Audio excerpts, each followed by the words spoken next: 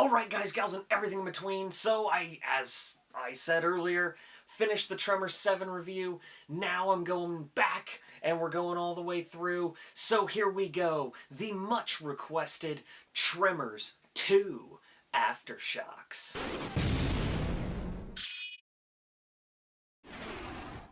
Alright guys, gals, and everything in between, I'm here today to review for you Tremors 2 Aftershocks. So Tremors 2 Aftershocks is the unexpected sequel to Tremors, and it brings back Michael Gross and Fred Ward this time. Kevin Bacon does not return. Now, what a lot of people don't know about the first Tremors film is that it wasn't a hit when it came out in theaters. It actually was one of those films that had a resurgence and actually became popular in home media. And so they figured out their market was the home media market. And so all the rest of them have been straight to DVD. And a lot of people put a stigma with that. But really, straight to DVD or straight to VHS and all that shouldn't have the stigma that it has, because films like Tremors 2 Aftershocks proves that you can do a solid film and release it straight to home media. Hell, nowadays it's just normal because you see things on Netflix or things like that. But back in the day, it was quite unconventional to have a hit straight to video film because it was such early days, and the theater was the big spot. So this film also, in many respects, kind of broke ground because it was very well liked amongst the Tremors fans and kind of helped build this cult following. So a lot of the success of Tremors has to be attributed to Tremors 2 Aftershocks. And the film itself, I really enjoy Tremors 2. In terms of sequels to a beloved film, it really knows what it is, and I think it also has to do with most of the same crew of the first Tremors behind the camera, as well as they had in front of the camera with our two returning stars. But behind the camera was most of the original crew, which they understood and they knew and loved it. And they didn't have some other team come in and churn out a Tremors film. It was the same crew. They knew what they wanted to do. They loved what they had. And they made a film with great production value. It looks about the same as Tremors. You'd have thought this was another big blockbuster in theaters for the time. But they just knew their production value and the practical effects, because 95% of the visual effects shots are in camera, which gives the graboids and their new foe some weight. And I really loved that. As for the story, it's a simple yet effective story. We have Fred Ward. He's living in perfection. He's wrangling ostriches. He's really just trying to get a handle on what he wants in life, because after the events of Tremors, he doesn't really have anything. So he's just, trying to get by. And the next thing you know, a group from Mexico comes in and says, hey, we believe we have graboids in Mexico. We will pay you a shit ton of cash. So how about you come kill some graboids in Mexico? So, of course, he says yes. Of course, we bring in Michael Gross as the iconic Burt Gummer. And they're out in Mexico just hunting these graboids. Now, the interesting thing about the pacing of this film, in my opinion, is it's a little bit unconventional, because they kind of tee it up not like a normal sequel. Because normally with a sequel, like for instance Alien to Aliens, you have the one alien, and now there's more aliens, and they're like, well, we're so overwhelmed and we don't know what to do. The beginning of this film, they treat the graboids as kind of, yeah, we know how to beat them. This is how you beat them.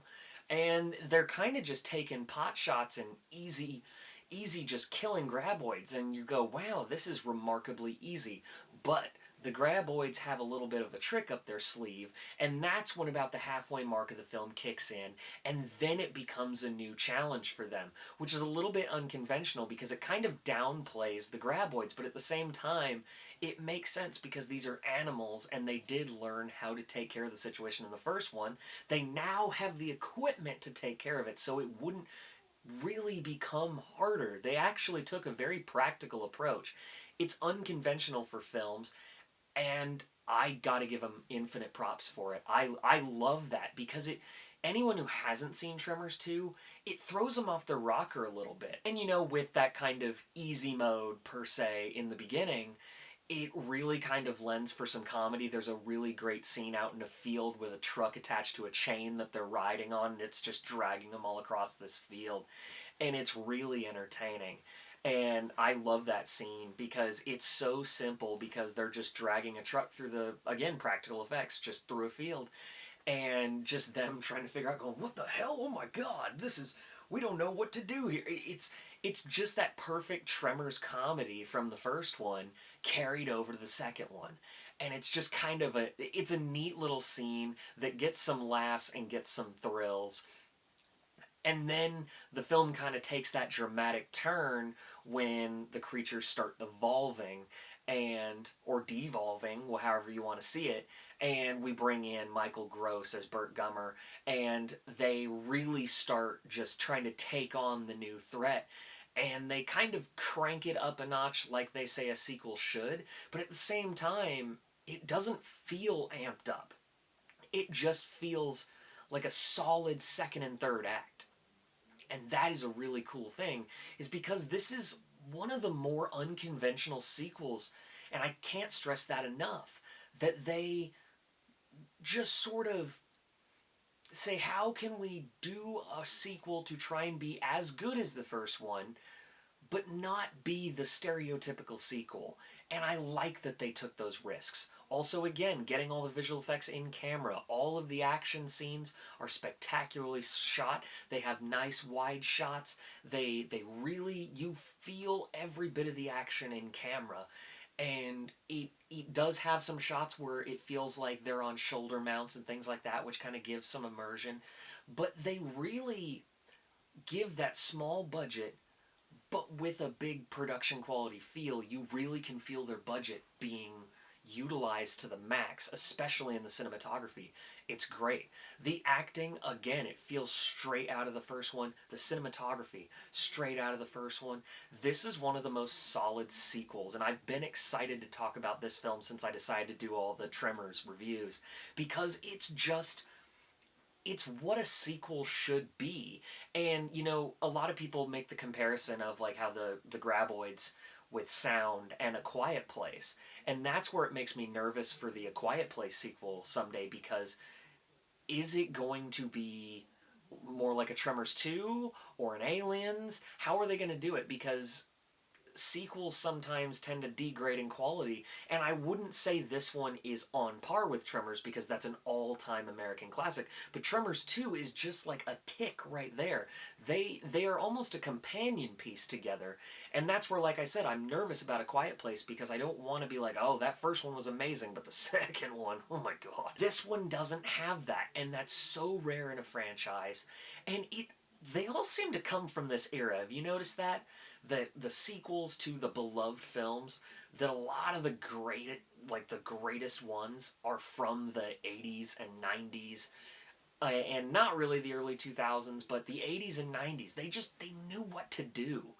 And so I have to say, of course, since these are classics, I can't really rate Tremors 2 Aftershocks, but I will say if I were rating this film back when it came out, I would have said it is absolutely big screen worthy. Alright guys, gals, and everything in between, what did you think of Tremors 2 Aftershocks? I know this is a fan favorite, and it has rightfully earned that place. Don't forget to like and subscribe. I got plenty more videos coming to you. Love you guys.